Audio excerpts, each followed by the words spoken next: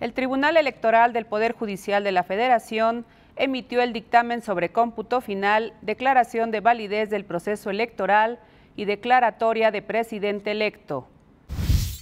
La Sala Superior del Tribunal Electoral del Poder Judicial de la Federación entregó la constancia de presidente electo Andrés Manuel López Obrador. El Instituto Nacional Electoral sancionó irregularidades en informes de ingresos y gastos de campañas federales y locales de 2018. En Informativo Electoral, estas son las noticias.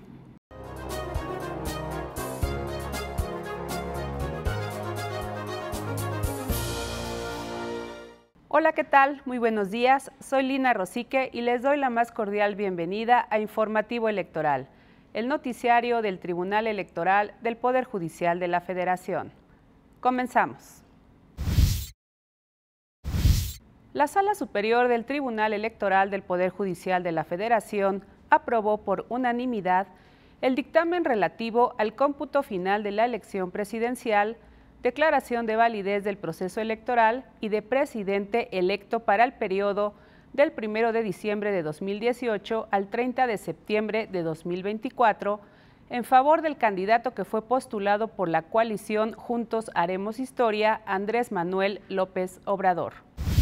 En atención a lo establecido en las leyes generales de instituciones y procedimientos electorales y del sistema de medios de impugnación en materia electoral, el cómputo final de la elección de presidente de los Estados Unidos mexicanos debe elaborarse a partir de las actas de cómputo distrital levantada por los consejos respectivos del INE o, en su caso, de las resoluciones dictadas en los juicios de inconformidad en las que se hayan modificado los resultados originales.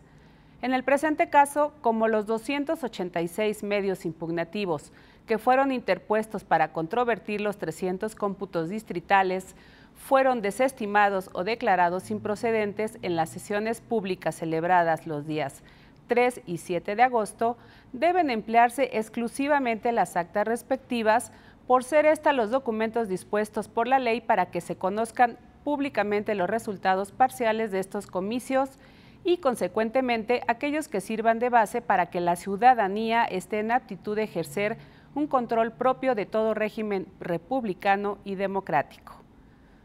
Una vez efectuadas las operaciones aritméticas correspondientes, se concluyó que el ciudadano Andrés Manuel López Obrador obtuvo 30.110.327 sufragios, que representan el 53.20% de la votación total emitida. En sesión solemne, la magistrada presidenta de la Sala Superior del Tribunal Electoral del Poder Judicial de la Federación, Janine Otálora Malasis, entregó la constancia de presidente electo Andrés Manuel López Obrador, candidato que obtuvo el mayor número de votos en las elecciones del pasado 1 de julio y que desempeñará su cargo a partir del 1 de diciembre. En sesión solemne, la magistrada presidenta del Tribunal Electoral del Poder Judicial de la Federación, Janine Otálora Malasis, entregó la constancia de presidente electo a Andrés Manuel López Obrador y señaló que con ello se refleja la consolidación del régimen democrático y del auténtico compromiso de la ciudadanía mexicana con los valores constitucionales y del Estado de Derecho. Es por ello que esta sesión solemne tiene un valor especial, como un momento simbólico que encarna los principios fundamentales en los que construimos nuestra democracia. Además de su efecto práctico de reconocimiento del presidente electo, refleja los equilibrios y contrapesos que determinan la relación entre los poderes dentro de un Estado democrático. Luego de recibir la constancia de mayoría que lo acredita como presidente electo, Andrés Manuel López Obrador aseguró que como titular del Ejecutivo actuará con respeto a las potestades y a la soberanía de los otros poderes legalmente constituidos. Ofrezco a ustedes, señoras, señores magistrados, así como al resto del Poder Judicial, a los legisladores y a todos los integrantes de las entidades autónomas del Estado, que no habré de entrometerme de manera alguna en las resoluciones que únicamente a ustedes competen. A la sesión solemne asistió el presidente de la Suprema Corte de Justicia de la Nación y del Consejo de la Judicatura Federal, ministro Luis María Aguilar Morales, así como ministras, ministros y consejeros de ambos órganos, el consejero presidente del Instituto Nacional Electoral, Lorenzo Córdoba Vianello, los presidentes de las mesas directivas de las cámaras de diputados y de senadores, Edgar Romo García y Ernesto Javier Cordero Arroyo, entre otras personalidades.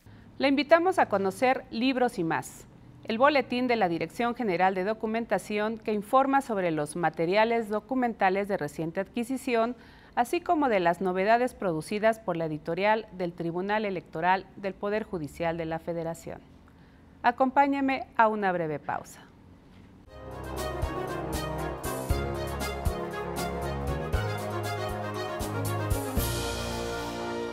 Tus derechos políticos son derechos humanos. El Tribunal Electoral del Poder Judicial de la Federación los protege y tutela mediante la impartición de justicia electoral abierta.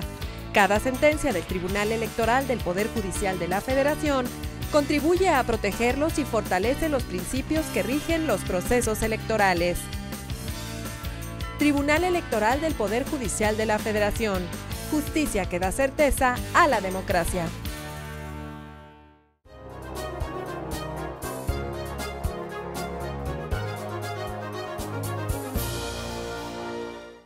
Gracias por continuar con nosotros. Es momento de escuchar la información de las salas regionales del Tribunal Electoral del Poder Judicial de la Federación. Presentamos actividades de las salas regionales del Tribunal Electoral del Poder Judicial de la Federación.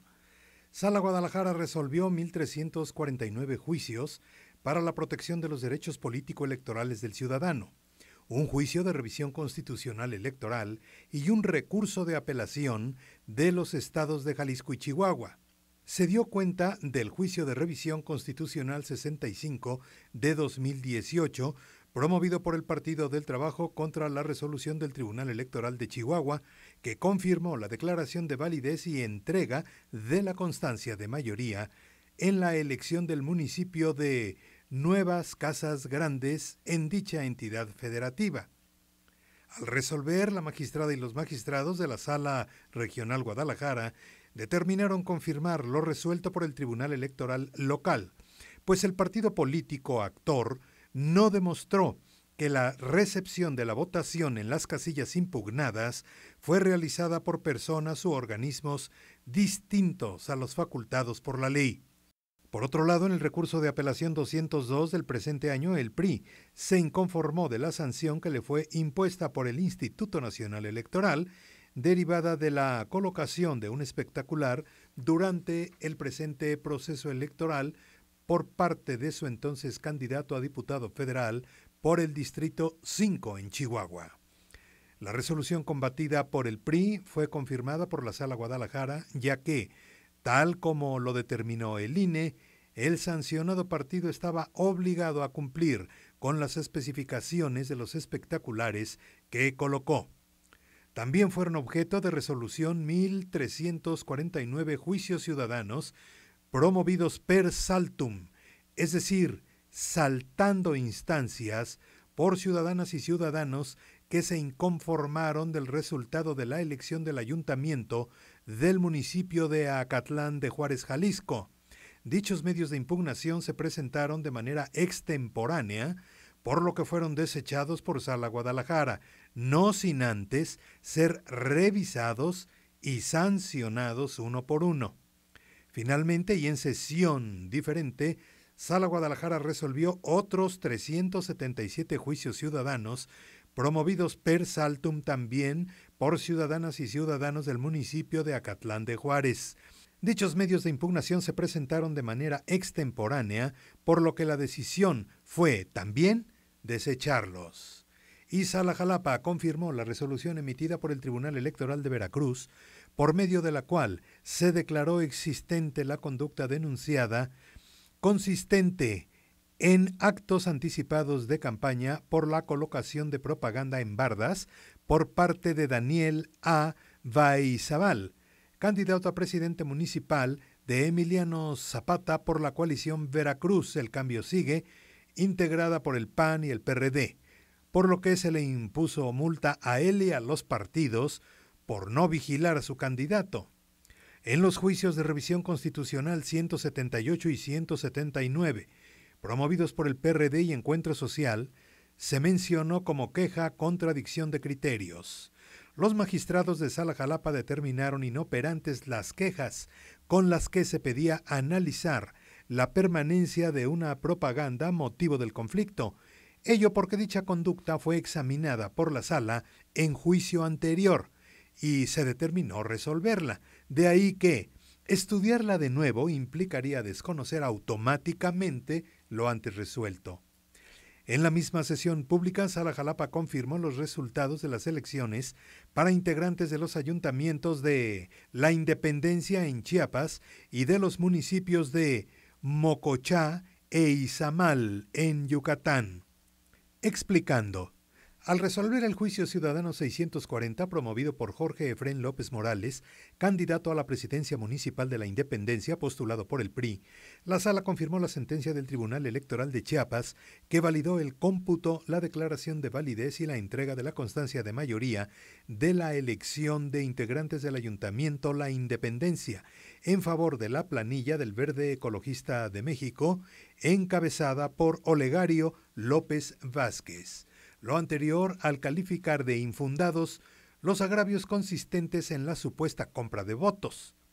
También, al resolver el juicio de revisión constitucional 182, promovido por el PAN, la Sala confirmó los resultados del cómputo municipal, la declaración de validez de la elección de integrantes del Ayuntamiento de Mocochá y el otorgamiento de la constancia a favor de la planilla de candidatos postulados por el PRI.